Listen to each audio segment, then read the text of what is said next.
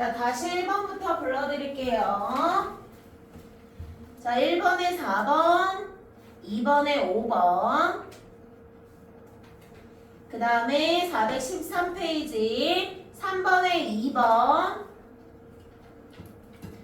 4번에 5번, 그 다음에 5번에 1번입니다. 자, 틀린 거 있는 사람? 3번.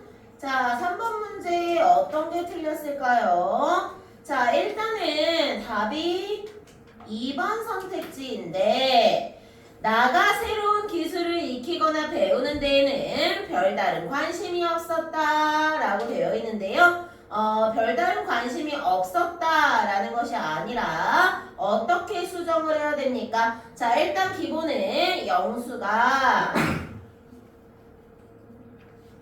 새로운 기술이나 이제 이런 것들을 배우는 것에 열의가 있었다라고 수정할 수 있습니다. 됐나요? 네, 다른 거 틀린 거? 네, 넘어갈게요. 활동연구 문제입니다. 자, 1번에 2번, 2번에 2번, 3번에 4번, 4번에 3번, 5번에 3번입니다.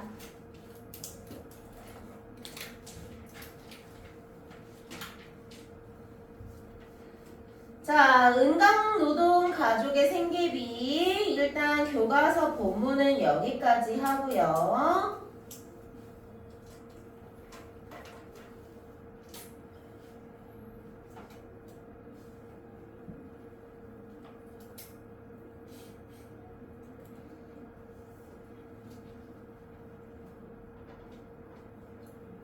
자, 자료 하나 추가적으로 나눠드리겠습니다. 뒤로 넘겨주고, 뒤로 넘겨주고, 뒤로 넘겨주세요.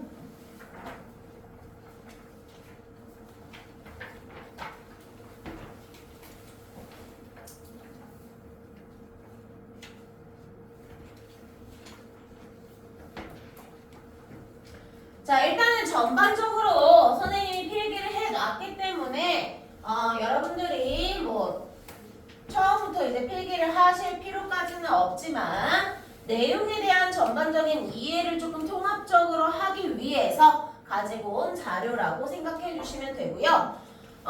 일단은 얘들아, 난수공이라는 작품이 국어 선생님들이 얼마나 최애로 꼽는 작품인지 다들 알고 있을 거야. 그리고 그것과 연결하여 은강노동 가족의 생계비 작품도 당연히 최반열에 있는 작품이겠죠. 그래서 우리 학교에서도 사실 이제 너네 학교 외부 지문 많이 나오는 거 알지? 한 지문마다 무조건 막 두 지문씩 막 묶어가지고 내잖아. 그렇기 때문에 전체적인 맥락 확인을 해주는 것이 여러분들 학교 시험을 대비하는 것에 도움이 아주 많이 될 겁니다. 그래서 전체적인 좀 맥락을 파악하는 이야기고요.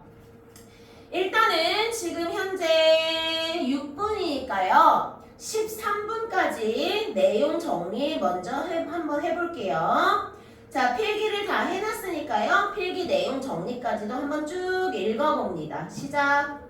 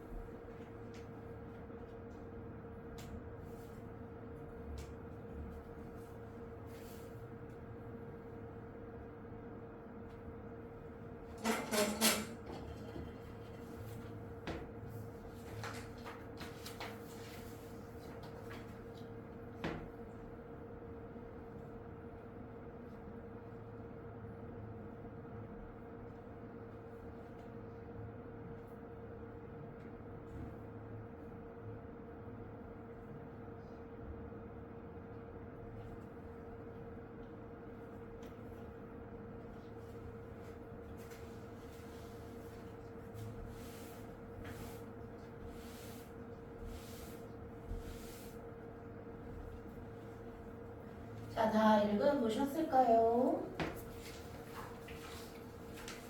조금 더 시간 줘요. 오케이. 조금 더 시간 드릴게요.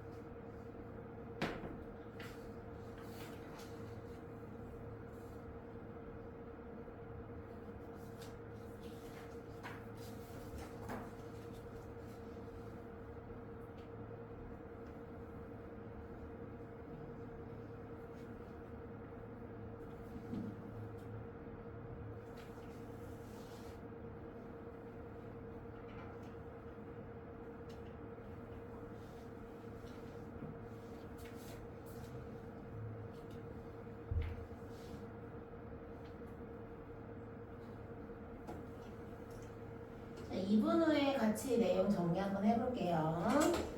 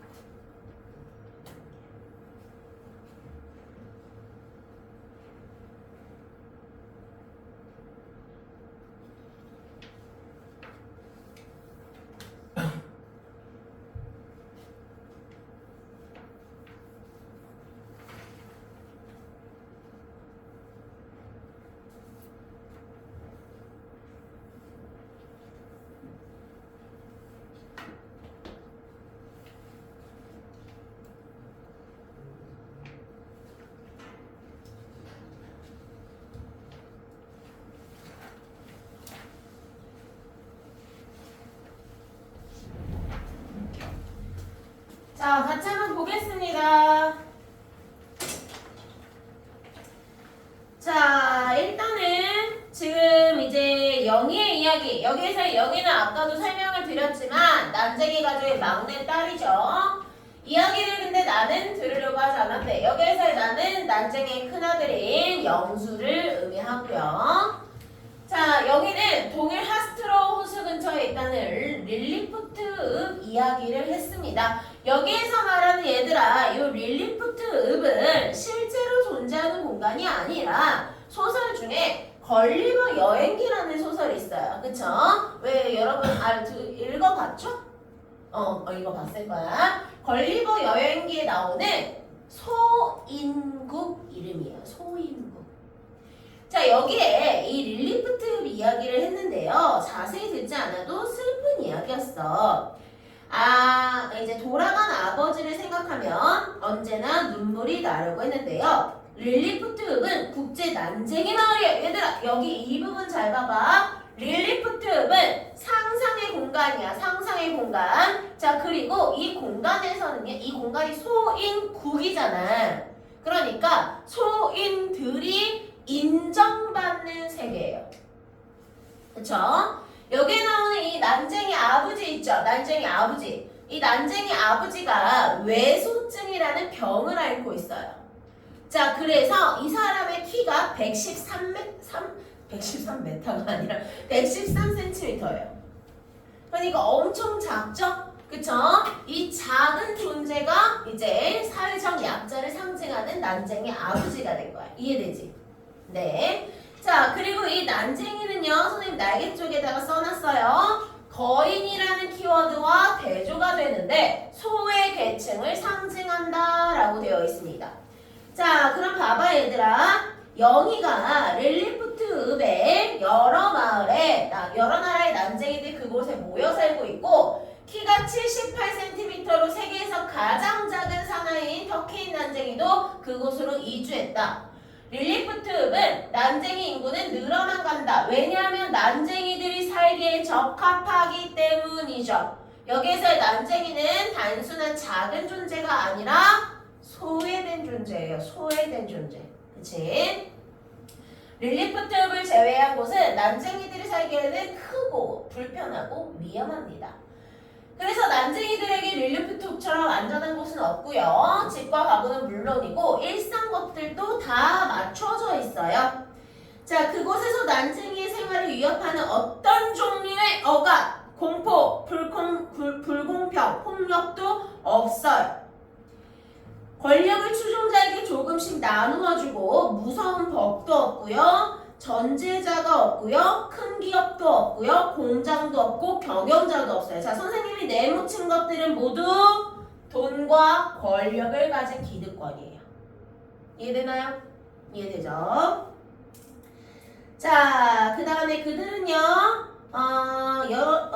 이제 투표를 했고요. 그들은 투표를 했고요. 국적은 무시했고요. 열심히 투표에 참가하여 마리아느 사례를 읍장으로 뽑았고요. 여자 읍장 키는 1m밖에 안 돼요. 독자적인 마을을 열망한 작은 힘들이 난쟁이 마을을 세웠고요. 영희는 흥분된 목소리로 말했대. 나는 그건 난쟁이들의 혁명가라고 막 이제 얘기를 했대요. 자, 이 영희에게 릴리프트읍은 가고 싶은 곳이죠. 왜요? 소외된 계층이 소외받지 않는 공간이니까. 자, 근데 얘들아, 이거는 현실적인 출구야? 아니죠. 비현실적인 출구예요. 그러니까 다시 말하면 이 사회적인 구조 자체가 모순으로 덮여 있잖아요. 그러면 현실적인 탈출로가 없어요. 그러니까 비현실적인 것이라도 꿈꾸게 되는 거예요. 이해됐죠? 자, 그 다음에 넘어가고 행복이라고 영희는 썼습니다. 영희는 돌아가신 아버지를 생각했어. 나는 영희의 눈물이 괴는 것을 보았고 릴리프트 같은 곳에서 아버지는 살았어야 했지. 아무도 난쟁이가 간다 라고 말하지 않았을 거야. 여기서 난쟁이가 간다 라는 말은 뭐냐면요. 난소궁에서 그 장면이 나옵니다. 이제 사람들이 우글우글 몰려있는 곳에 이렇게 난쟁이 아버지랑 그 가족들이 이렇게 같이 있었는데요. 사람들이 아버지를 보고 저기 난쟁이다. 난쟁이가 간다. 라고 얘기를 한 거예요. 이거 뭐예요? 소외의 시선이죠. 그쵸? 자, 그렇게 말하지 않았어. 멸시하고 편견 있게 말하지 않았을 거야. 하스트로우스 근처에 살았다. 약간 잘려있네요. 돌아가지 않았을 것이다. 타살당한 아버지라는 말을 어쩌고 말을 막을 수 없었고 깊고 캄캄한 벽돌 공장 굴뚝 안 아까 선생님 얘기해줬지? 벽돌 공장 굴뚝에서 아버지의 시신이 발견됐다고. 그치? 자, 그래서 이곳이 아버지가 자살한 곳이에요. 아버지의 몸은 작았지만 아버지의 고통은 컸어요. 왜냐하면 경쟁하는 사회에서 살아남아야 했기 때문이죠. 자, 그 다음에 넘어가서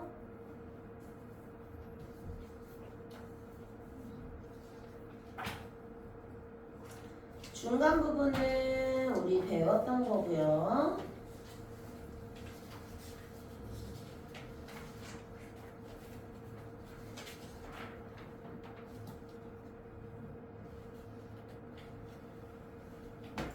자, 옥상에서는 찾아갑니다. 옥상에서는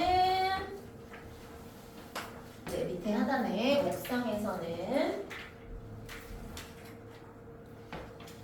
페이지가 없어가지고 옥상에서는 찾으셨나요? 네. 자, 옥상에서는 영희가 일하는 방직 공장도 보였고요. 영희는 이제 푸른 작업복을 입고 흰 작업모를 썼습니다. 여기는 생산부 직포가에서 일했고요. 모자에는 훈련공 마크가 그대로 달려 있었지만 하는 일은 원공과 다를 것이 없었다. 자, 얘들아 봐봐. 훈련공 마크가 박혀있지. 그러면 월급은 훈련공이야. 그치? 자, 그런데 하는 일은 원공이야. 이 말은 뭐예요? 착취죠. 그치? 마찬가지로 인간적 대우를 하고 있고요. 인간적 대우를 하고 있지 않고요. 자, 다음 페이지로 넘어가서 작업장의 실내 온도는 볼게요. 여러분, 작업장의 실내 온도가 섭씨 39도였대요. 직기가 뿜어내는 열기가 영희의 몸 온도를 항상 웃돌았고요. 무더운 여름에 은강 최고 기온은 35도인데 직기의 소음도 무섭기 짝이 없고 소음의 측정 단위는 데시벨인데 정상적인 상태는 0데시벨, 50데시벨 이상이면 대화를 할 수 없어요. 영희의 작업장 소음은 90데시벨. 직기의 집단 가동으로 생기는 소음이 땀에 절어 있는 작은 영희를 몰아붙였대요. 여러분, 이 공장의 기온이 39도래요. 여러분, 저저번 주 기억나요? 저저번 주 우리 그 강의실 약간 그 고3 수업 때문에 그 5강의실 썼었던 기억나요? 그때 너네 계속 이렇게 넣어가지고 나도 여기서 부채질하고 있고 쟤도 저기서 부채질하고 있고 막 이랬던 기억나지? 그래 답답해 우리 문 열어놓고 수업했던 기억나지? 그치? 우리 그때 그렇게까지 더운 이제 그건 아니었어 온도가. 근데 우리 어때요? 좁은 공간에 여러 명이 몰려 있으니까 게다가 에어컨도 이상하니까 굉장히 좀 힘들었던 거잖아. 좀 피곤했던 거잖아. 자, 그런데 얘는 어때요? 39도에 있어요. 그러면 사람이 진짜 쪄 죽어요. 그쵸? 쪄 죽어. 게다가 소음은 또 어때요? 막 90데시벨짜리 막 소리가 막 계속 울리는 거야. 그러니까 너무나 노동 환경이 열악하고요. 그리고 여기는요, 잠을 자다 일어나 울었대요. 노동의 고통 때문에. 예를 들면 이런 거야. 여러분들도 공부하다가 공부 잘 안 되고 공부 힘들고 하면은 가끔 막 울 것 같고 막 그렇잖아요. 그치? 일도 똑같아요. 일도 똑같이 하다가 너무 힘들고 너무 고통스러우면 막 울 것 같고 막 힘들고 그렇단 말이야. 근데 이제 그것보다 조금 더 극적인 울음이겠죠. 너무나 힘든 노동 환경, 적은 임금 이런 것들. 그 다음에 또 페이지 넘어가서 어디로 가시냐면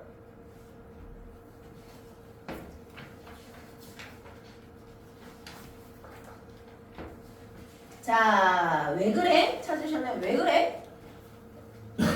찾으셨나요? 왜 그래?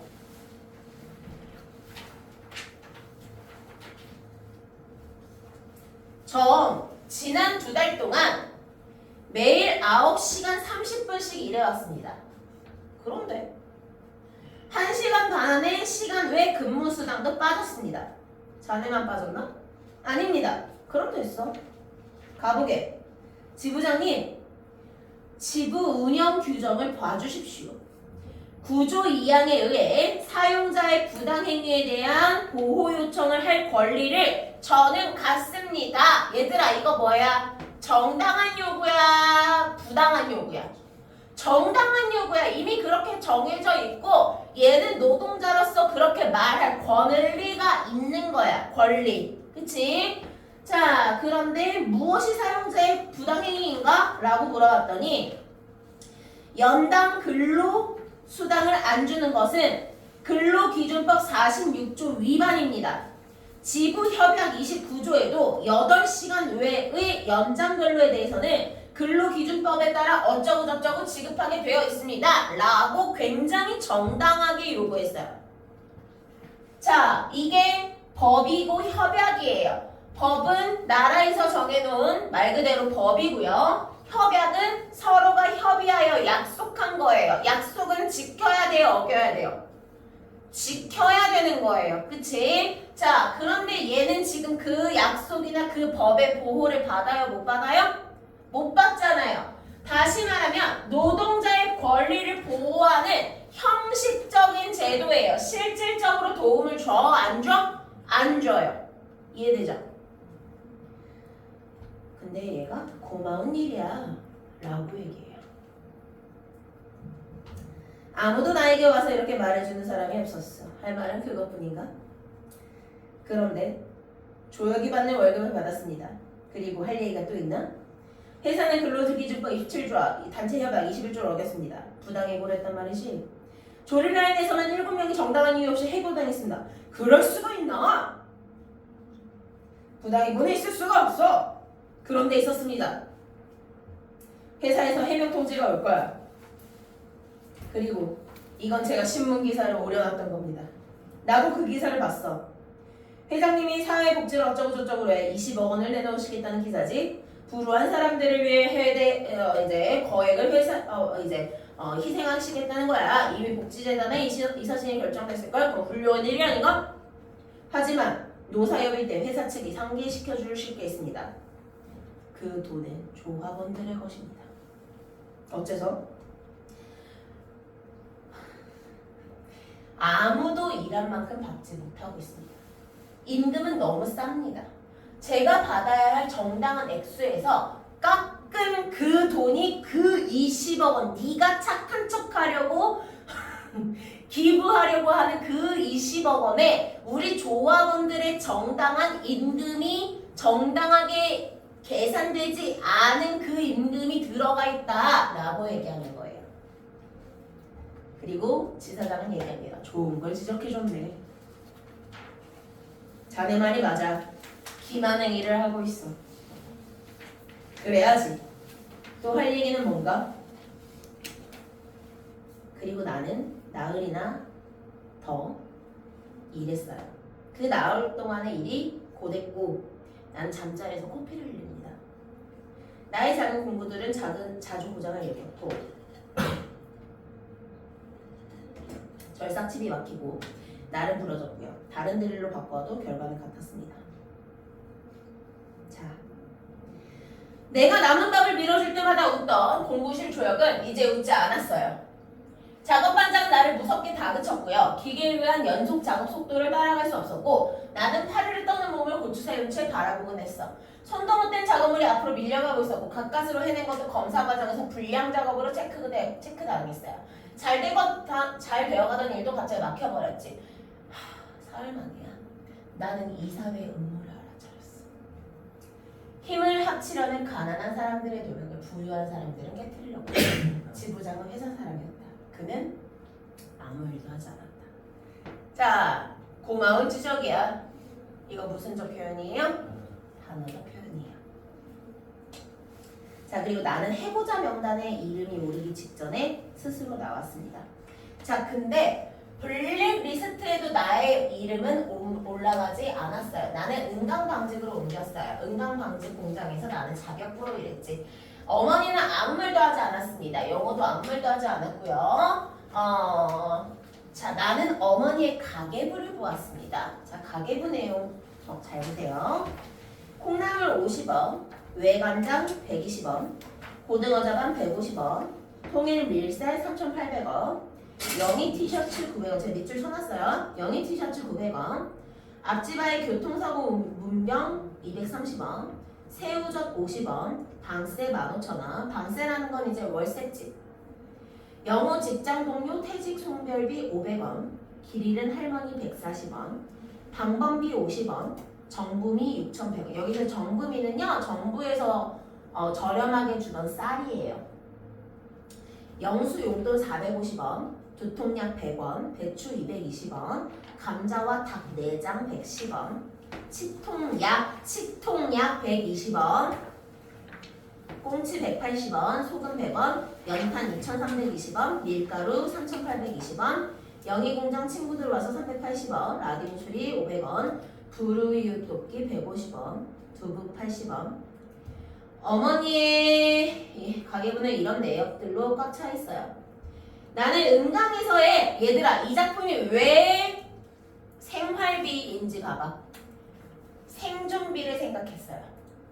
생활비가 아니라 살아남기 위한 생존비였대요. 여러분 생활비는 어떤 거예요? 제가 이제 생활비로 한 달에 100만 원 정도 쓰는 것 같아요. 생활비로 100만 원 정도 쓰는 것 같은데 거기에는 이제 뭐 주유비도 포함되어 있고 여러 가지 뭐 기타 등등 내가 이제 일상생활을 영위할 때 쓰는 돈들이 다 포함되어 있어요. 그리고 뭐 마트에서 뭐 물건 사는 것도 다 여기 포함되어 있고 자 그런데 사실은 생활비에서는 이런 것도 포함되어 있거든요. 예를 들면 영화 보기 연극 보러 가기 뭐 이런 것도 포함되어 있고 그 다음에 다이소 가서 쓸데없는 물건 사기 이런 것도 포함되어 있고 막 그렇단 말이에요. 그러니까 다시 말하면 제 생활비는 제가 생존을 위해서만 쓰는 것들이 아니라 여가비도 여기에 포함되어 있고 또는 쓸데없는 거에도 포함되어 있어요. 가끔 이제 다이소 가서 괜히 막 내가 재벌이 된 것처럼 사고 싶을 때 있잖아. 막 장바구니에다 1,000원짜리 막 10개씩 담으면서 오, 나 좀 부자 같은 막 이런 거 있잖아. 그런 느낌의 생활비인데 여기는 그런 생활비가 아니죠. 생존비예요. 생존비. 우리 삼남매는요 죽어라 공장 일을 했어. 우리의 생산 공헌도에 못 미치는 돈을 받았어. 4명의 가족을 둔 그해 도시 근로자의 최저 일원 생계비는 83,480원이었어. 어머니가 확인한 삼남매의 수입 총액은 82,231원이었대. 4명의 가족의 도시 근로자의 최저 일원 생계비가 83,480원이야. 근데 얘네가 9시간씩 일을 해가면서 받아오는 삼남매의 총액이 82,200원이야. 최저 생계비에 미쳐요? 못 미쳐요? 못 미쳐요. 게다가 보험료, 노동조합비, 후생비, 식비 등을 제하고 실질적으로 어머니 손에 들어오는 돈은 62,350원밖에 안 되는 거야. 최저 생계비에 너무 현저하게 못 미치죠. 이 돈을 벌어오기 위해서 우리는 죽어라 이랬고 어머님들 불안했지. 그리고 오른쪽 어금니 1,500원, 왼쪽 어금니 1,500원. 어쩌고 되어 있는데 선생님이 밑줄 친 것들 봐봐.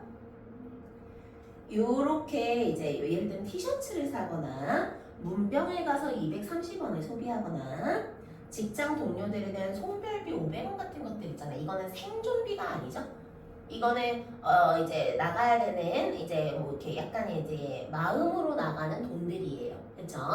그리고 뭐 길 잃은 할머니한테 140원을 준다거나 용돈을 준다거나 또는 불우이웃을 돕는다거나 이 돈들을 다 합치면 얼마냐면 2,750원밖에 안 돼요.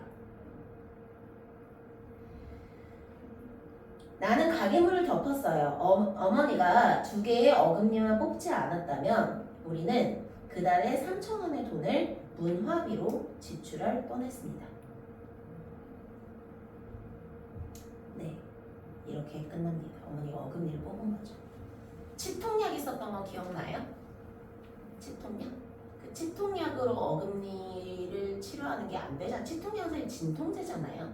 그치? 진통제에 가까운데 그거를 소용이 없었던 거죠. 이해되나요? 네, 이게 응당노동 가족들의 생계비입니다. 자, 여기까지가 이제 최종 진도는 모두 끝났고요. 여러분들 카톡방에다가 선생님이 숙제 전송해 놨어요. 어디까지 해봐야 되는데 전송을 해 놨고, 특히 얘들아 다음 주에 선생님이 정리해야 되는 거 너네들 1차, 2차 쭉 자료 나갔던 거 있지? 그 자료들 전반적으로 다 걷어가지고 채점이나 오답이 잘 되어 있는지를 확인할 거예요. 그리고 자습서도 확인을 할 거예요. 자, 자습서 안 되어 있는 부분 없앨 수 있도록 꼼꼼하게 페이지 체크해 주시고 지금 살짝 시간이 남았으니까 자습서 안 되어 있는 부분 문제풀이 할게요. 근데 그거 신기해. 응. 어머니가 어머니 왜 뽑았다는 거? 아픈데 치료비 먹자. 아, 이거는 여기 돈이 안 나왔는데 친구들이 이거는 뭐냐면